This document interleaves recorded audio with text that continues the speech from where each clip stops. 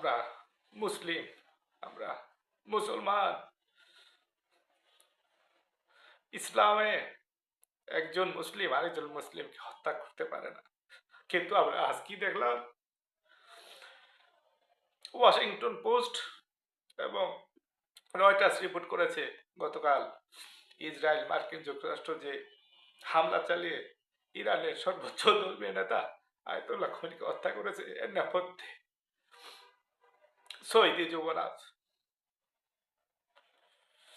সারা বিশ্বে মুসলমানরা যখন নির্যাতিত নিপীড়িত, তখন আমরা প্রত্যাশা করেছিলাম মুসলিম বিশ্ব এক থাকবে, মুসলিম বিশ্ব একাত্মবদ্ধ থাকবে, যাতে মুসলমানদের শত্রুরা অথবা আধিপত্যবাদীকারীরা মুসলমানদের কোনো ক্ষতি করতে পারবে না।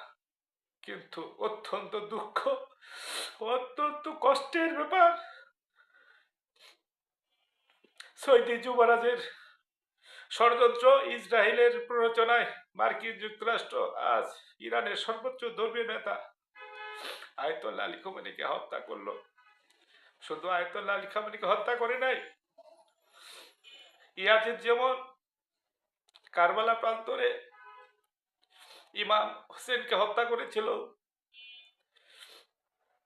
তখন সেই যে মুসলমানরা মুসলমানদেরকে হত্যা করেছে সেই যে ধারা, সেই ধারায় আবার আমরা দেখলাম যে সৌদি আরব সহ কাতার, আরব আমিরাত সহ সবাই তাদের কেন হামলা করলো সেইটা নিয়ে ইরানের বিরুদ্ধে কথা বলছে। কিন্তু ইরানে যে জায়নবাদী ইসরায়েল মার্কিন যুক্তরাষ্ট্র হামলা চালিয়ে ইরানের সর্বোচ্চ ধর্মীয় নেতাকে হত্যা করলো, তার নাতিকে হত্যা করলো, তার মেয়েকে হত্যা করলো, তার জামাতাকে হত্যা করলো, একটি স্কুলে হামলা চালিয়ে 53 জন শিক্ষার্থীকে হত্যা করলো, সেই ব্যাপারে কোনো কথাবার্তা নাই।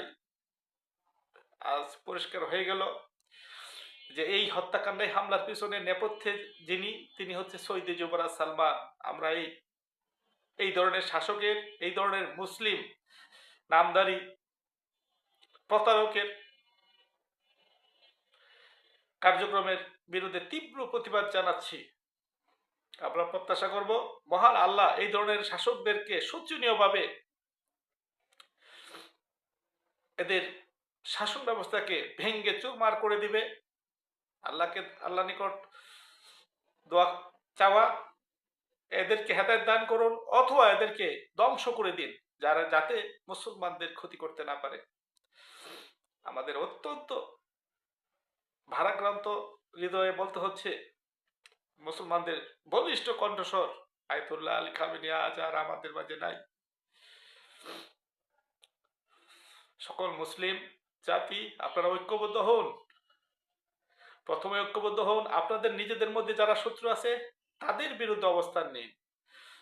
মার্কিন যুক্তরাষ্ট্র বলেন, চীন বলেন, রাশিয়া বলেন, ফ্রান্স বলেন, জার্মানি বলেন, যারা পরাক্রমশালী তারা কখনোই আপনাকে ক্ষতি করতে আসবে না, যদি না আপনার আমার মধ্যেই কোনো প্ররোচনাকারী না থাকে।